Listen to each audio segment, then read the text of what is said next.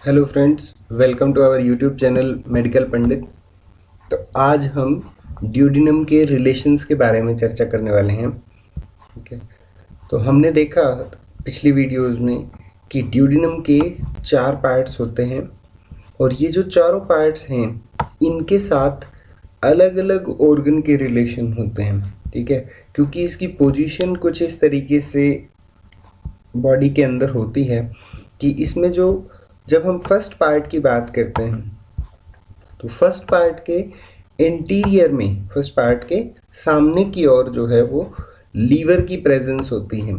ठीक है, और दूसरा क्योंकि लीवर के नीचे की तरफ गॉल ब्लैडर लगा हुआ रहता है तो गॉल ब्लैडर भी इसके इंटीरियर रिलेशन में आता है, फर्स्ट पार्ट के इंटीरियर रिलेशन में। ठीक है, तो क्योंकि सबसे ऊपर की ओर जो है वो लीवर की पोजीशन है।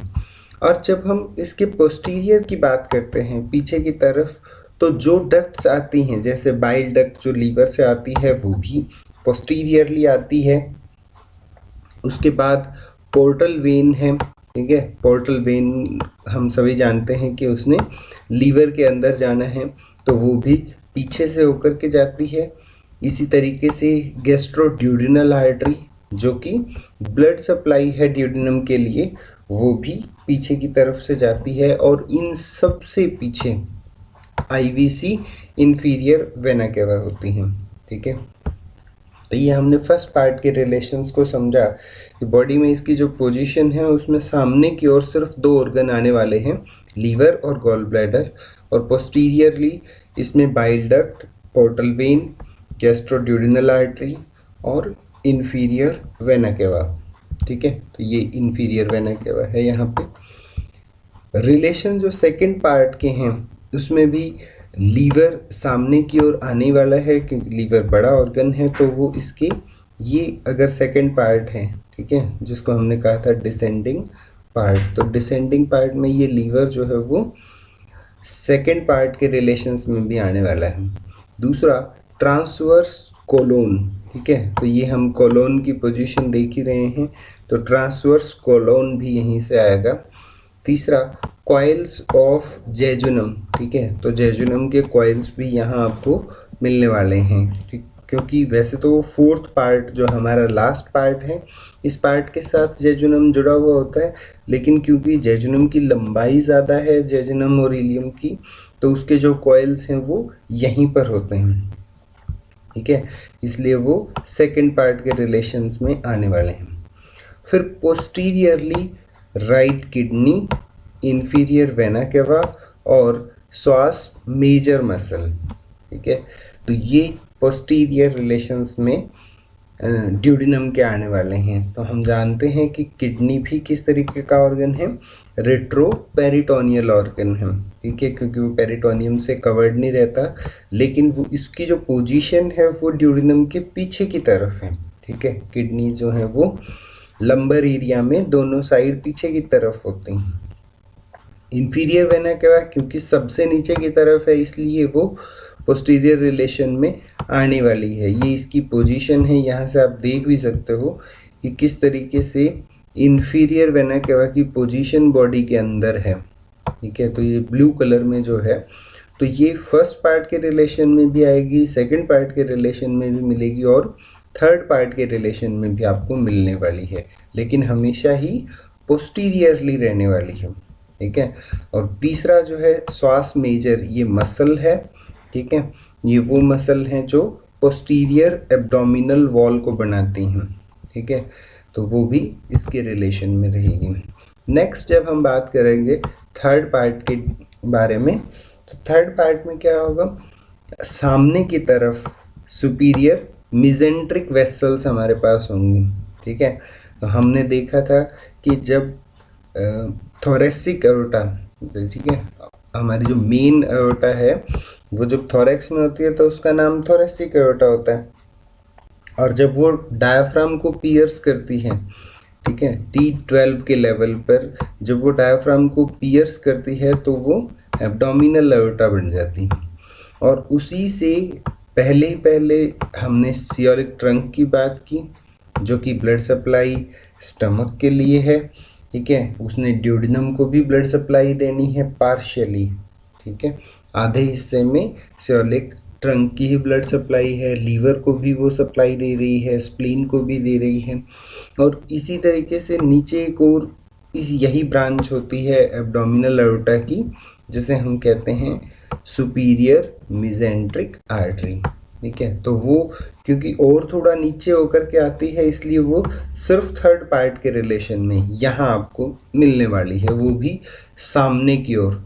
ऐसा मैं बार बार इसलिए कह रहा हूँ क्योंकि आप जानते हैं ड्यूडिनम जो है वो रेट्रोपेरिटोनियल ऑर्गन है, ठीक है। तो ये जो रिलेशंस हैं, जो वेसल्स के रिलेशन हैं, वो आपको यहाँ सामने मिलने वाले हैं, ठीक है।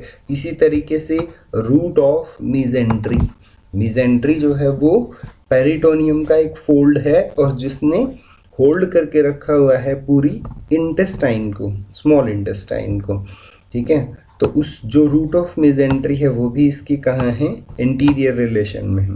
भाई अगर वो ड्यूडिनम पेरिटोनियल ऑर्गन होता तो वो इसके पोस्टीरियर रिलेशन में रहती, लेकिन ऐसा नहीं है, ये पीछे की तरफ है, इसलिए ये इसके इंटीरियर रिलेशन में है।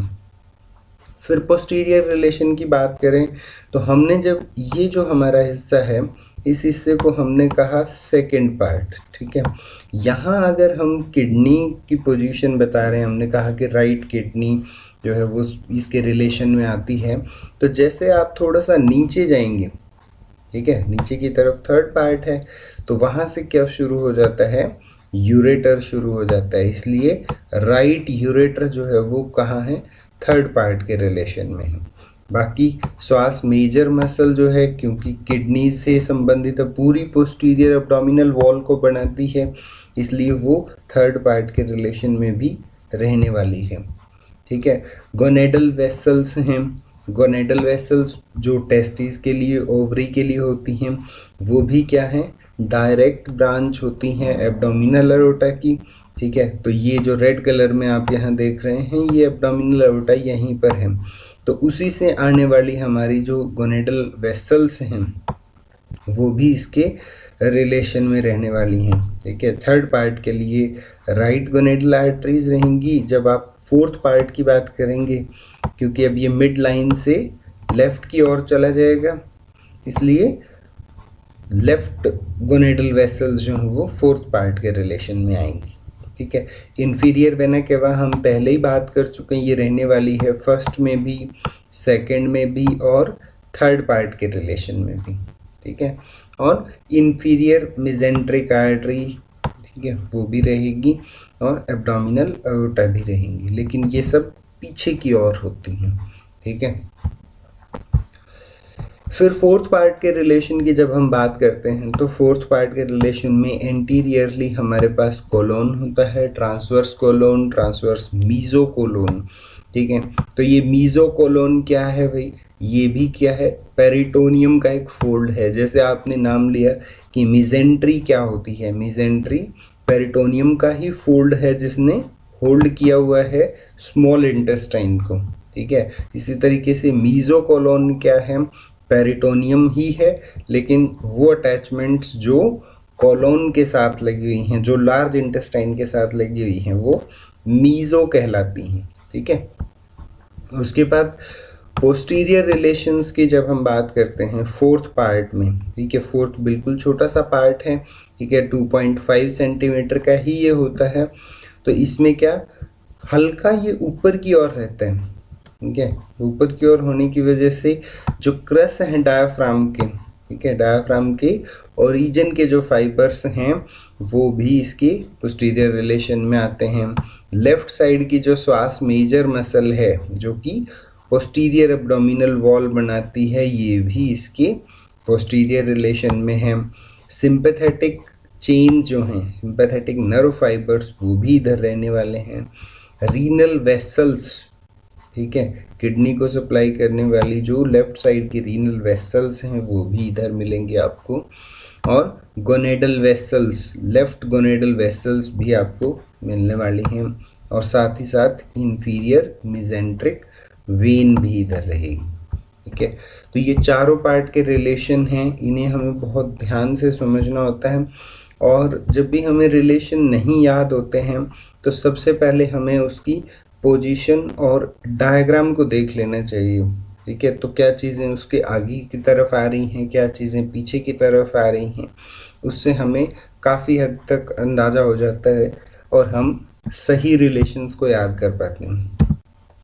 उसके बाद ड्यूडिनम की ब्लड सप्लाई की बात करें तो ड्यूडिनम में सुपीरियर पेनक्रिएटो ड्यूडिनल आर्टरी और इंफीरियर पेनक्रिएटो ड्यूडिनल आर्टरी, ये दोनों आर्टरीज की ब्लड सप्लाई रहती है। यहाँ पे मैं एक चीज़ और ऐड करना चाहूँगा कि ड्यूडिनम जब एम्ब्रियोनिक लाइफ में बनता है, ठीक है, तो उसका ओरिजिन किस तरीके से होता है, वह पार्शियली फोरगट से बनता है और पार्शियली मिडगट से बनता है। ठीक है, तो क्योंकि कुछ टिश्यूज़ होते हैं जिन्होंने एलिमेंट्री कैनाल के ऊपर का हिस्सा बनाना होता है, तो उसे हम फोरगट कहते हैं। ठीक है, फोर पहले जो है, ठीक है, गट जो है वो इंटेस्टाइन के लिए है। और कुछ ऐसे टिश्यूज़ होते हैं जिनको मिड गट का पार्ट, ठीक है, इंटेस्टाइन की या एलिमेंट्री कैनाल के बीच का पार्ट बनाना होता है। ठीक है, तो वो मिड गट कहते हैं। और उसके बाद हाइंड गट आते हैं जिसमें हम एलिमेंट्री कैनाल के लास्ट का पार्ट बनाते हैं। ठीक है, तो ये जो ड्यूडिनम है, ड्यूडिनम का ओरिजिन जब हुआ था तो ये पार्शियली किससे था, मिड गट से था और पार्शियली जो है वो फोर गट से था। इसलिए इसकी ब्लड सप्लाई भी कैसी है, जो सुपीरियर पेनक्रिएटो ड्यूडिनल आर्टरी है, ये आर्टरी आती है हमारी सियोलिक ट्रंक से। ठीक है, सियोलिक ट्रंक से। और इंफीरियर पेनक्रिएटोड्यूडिनल आर्टरी जो है वो कहाँ से आती है, सिंपैथेटिक ये हमारी जो है मिजेंट्रिक, ठीक है, मिजेंट्रिक वेसल से आती है, सुपीरियर मिजेंट्रिक वेसल, जो कि आर्च ऑफ आयोटा की ब्रांच है। ठीक है, ये जो है सियोलिक ट्रंक से एक ब्रांच हमारे पास आती है गैस्ट्रोड्यूडिनल आर्टरी, गैस्ट्रोड्यूडिनल आर्टरी ये उसी की ब्रांच है, सुपीरियर पेनक्रिएटो ड्यूडिनल आर्टरी। तो इसके ब्लड सप्लाई से काफ़ी सारे क्वेश्चंस वाइवा के अंदर भी अराइज होते हैं। ये पूछते हैं कि सुपीरियर पेनक्रिएटो ड्यूडिनल आर्टरी किसकी ब्रांच है, तो आप कह सकते हैं कि वो गैस्ट्रोड्यूडिनल आर्टरी की ब्रांच है। अगर ऐसा नहीं याद रहे तो आप इतना ज़रूर ध्यान रखें कि वो सियोलिक ट्रंक की ब्रांच है जो कि फोरगट को सप्लाई करते हैं। ठीक है, और ये जो इंफीरियर पेनक्रिएटो ड्यूडिनल आर्टरी है ये मेजेंट्रिक, सुपीरियर मेजेंट्रिक आर्टरी की ब्रांच है जो कि मिडगट को सप्लाई करते हैं। ठीक है, इनकी वेन्स के लिए, वीनस ड्रेनेज के लिए जो है वो सुपीरियर मेजेंट्रिक वेन और पोर्टल वेन्स रिस्पॉन्सिबल होते हैं। और इसकी जो नर्व सप्लाई है वो वेगस नर्व इसकी पैरासिम्पैथेटिक फाइबर्स के लिए होती है। ठीक है, तो पैरासिम्पैथेटिक सिस्टम ऑलमोस्ट हमारा जो वेगस के पास ही होता है। ठीक है, हाइंडगट में जाके ज़रूर ये बदल जाता है। और इसके जो सिंपैथेटिक फाइबर्स हैं वो ग्रेटर स्प्लेनिक नर्व, मतलब T5 से T9 तक जो है इसकी सिंपैथेटिक नर्व फाइबर्स की सप्लाई होती है। ठीक है, तो यहाँ भी वेगस नर्व जो है वो हिपैटिक प्लेक्सस, सियालिक प्लेक्सस, इन सब का फॉर्मेशन करती है पैरासिम्पैथेटिक के लिए, और वही ड्यूडिनम को भी सप्लाई करते हैं। तो आज के लिए इस वीडियो में सिर्फ इतना ही। नेक्स्ट वीडियो में हम जेजुनम, इलियम और स्मॉल इंटेस्टाइन के पार्ट्स जो हैं उनके बारे में हिस्टोलॉजिकली भी बात करेंगे।